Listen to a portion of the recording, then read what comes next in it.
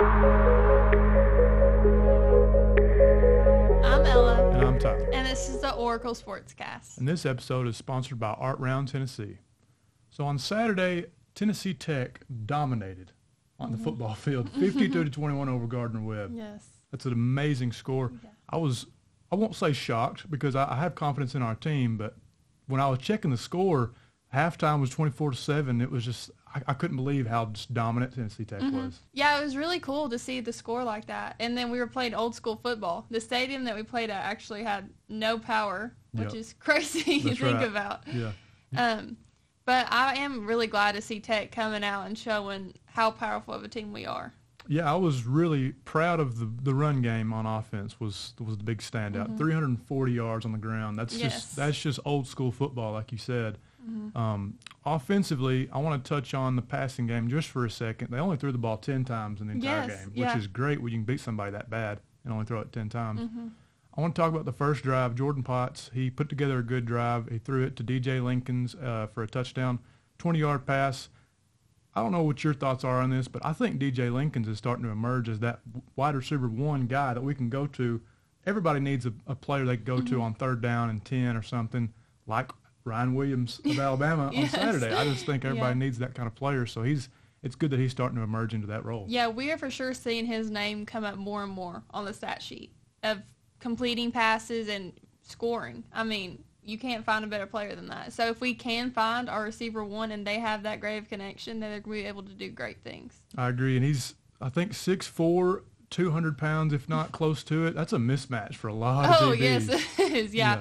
I'm sure he's got a few inches on some of them, too. Yeah, so that will help out a lot. Exactly. Offensively, like I said, they ran the ball exceptionally well in the first half and the second half. I like what they did with Jordan Yates. He's typically a wide receiver, but they put him at quarterback and did some design runs. Yeah. He actually scored on one of them. Guy who's kind of a journeyman in college football. He's been a few different places. Played some quarterback at Georgia Tech. So I'm excited to see what they're going to do with him moving forward offensively. Yeah, we saw him come in against TSU too, I believe. So right. I feel like we are going to see that come into play more often. And honestly, I love that because it's switching it up on a team. Like, you have someone come in, you're like, what in the world? Like, we did not QB prep for him at all. So it's awesome to see that we have versatile players like that. Right. I couldn't agree more. It just gives the defense something else to think about. He can be used at, honestly, quarterback, running back, wide receiver. He's just a Swiss Army knife on offense. So it's good to see him get involved. We had, I think, 5 different players scored a rushing touchdown. Yeah, we had 5 rushing touchdowns. That's crazy. Yeah. And like I said, Jordan Yates was one of those. Another receiver, Tramel Jones, got in the end zone on the ground. That was really cool to see. So it's just fun to see what Tech's doing offensively. They're switching it up. They've got a lot that they can throw at teams. Yeah, Gardner-Webb was a champion last year, and here we go beating them. So it shows that Tech's probably going to make it pretty deep this year. Yeah, the defending OVC champions, and Tennessee Tech goes into their own backyard and beats them 52-21. Yeah, 52-7 in the fourth quarter at one point. That was. Whew. That's dominant right there. I feel like it's been a while since we've seen scores like this from Tech. Yes. And I'm really glad that we are starting to see this again. I agree. And defensively, the same story as it's been kind of all year. We've been talking about the defense a lot on this podcast. They showed up again. They forced 3 turnovers. They had an interception in the second half, first drive of the game. End zone interception, That's a huge play right there. They had that first drive. Coming out of halftime, Gardner-Webb had the ball, and they intercepted it. It was Amari Filial.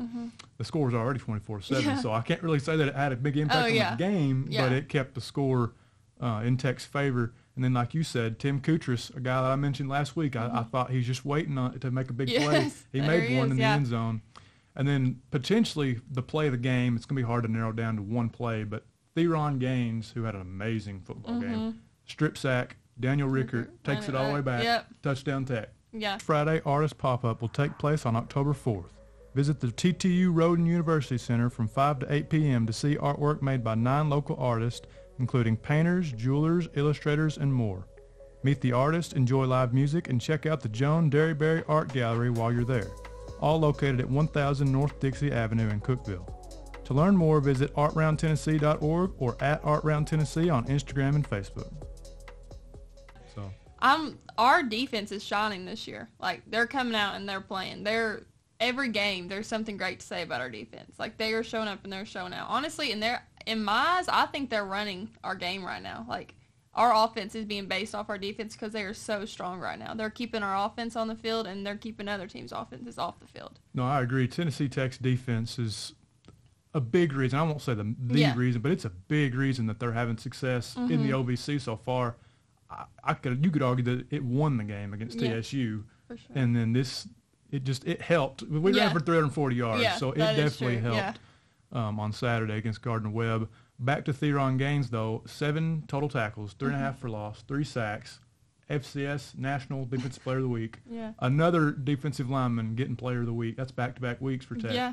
We're starting to show up, and we're a team people are going to start watching, too, as well. I mean, if we're showing up and all these stats and all the attention's being drawn to us right now because we were the underdogs. And now this season, we're coming out and we're showing them that we're a team to make sure to be reckoned with. Absolutely. Everybody loves a good underdog story. And like you said, if Tennessee Tech continues this success, especially in conference play, they're 2-0 for the first time since 2011. I forgot to mention that earlier on the podcast. Since 2011. That's crazy. That needs to be noted. But like we keep saying, going back to the defensive side of the ball, Theron Gaines, it's just hard to prepare for so many different players on defense. Yes. You had a guy like Hudson Tucker against TSU, wreaked havoc.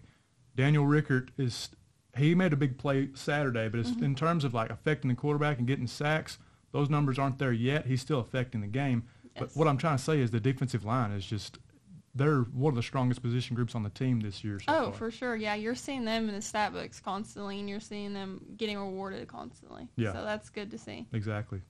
And then on the opposite side, going back to the offensive side of the ball for just a second, ran the ball really well. We keep saying it.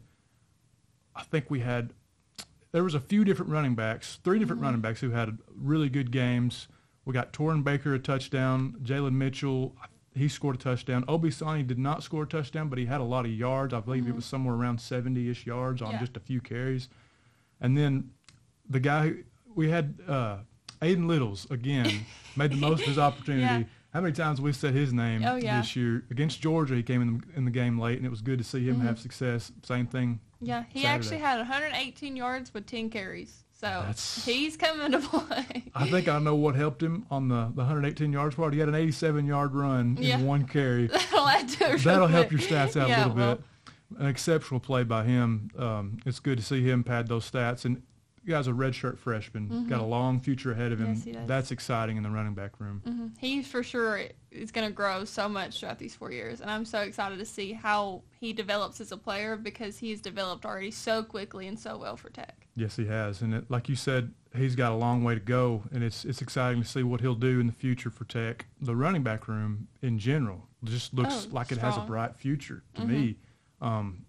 When you have 340 yards on the ground, the running backs deserve credit, but another position group that deserves a lot of credit always is the offensive line. Oh, for sure. If you're getting gap plays like that, just chunk yard plays like that, the offensive line's doing something right. Yeah. They're dominating. Honestly, you really can't have an offense without an O-line. I mean, they started off for you. If they're a strong blocking game, then you're going to be able to do a lot more with the football. Yes, absolutely. The line of scrimmage play on both sides of the ball for Tennessee Tech is something that I wasn't sure about going into the year, but they're the focal points of the team so far. Both sides of the ball, the line, I mean, they're controlling in this game. I mean, and they're helping out our receivers, they're helping out our QB, they're helping out our linebackers. I mean, both sides are just so strong this year. That's exactly right. Like you said, when your line of scrimmage is good on both sides of the ball, it just helps everybody else out in multiple different ways.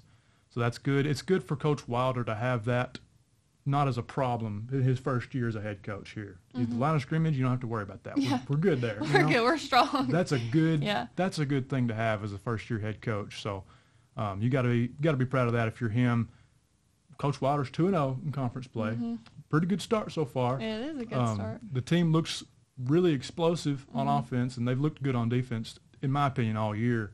They had that MTSU game where they about beat an FBS team for the first time in program history, and then now we're 2-0 in the conference for the first time since 2011. I feel like we really have our confidence up right now, and it's helping our game so much. And so I hope that we can continue to have this confidence but not grow too confident where we get a little ahead of ourselves. But hopefully we can keep our confidence and keep our ball rolling the way we have it. Absolutely. You want to use the confidence, but you want to be able to control it in a way. Yes, exactly.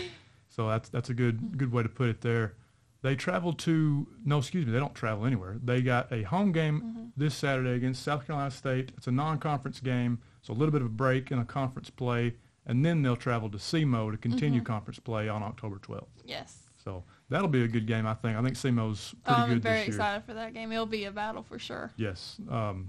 Conference play-wise, Tech, there's no reason for them not to have confidence in every game that they play from here on out. And yes. like I said, like we mentioned, you taking Gardner-Webb, the OVC champions, down to the wire. Not down to the wire. They just dominated them. Oh, yeah. They just dominated them.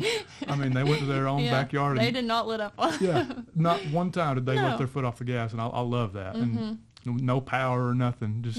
We just went down there with no electricity. We just played our football, and we didn't give up, Played our game. That's a good way to put it. I'm Ella. And I'm Tyler. And this has been the Oracle Sportscast. Sponsored by Art Round Tennessee.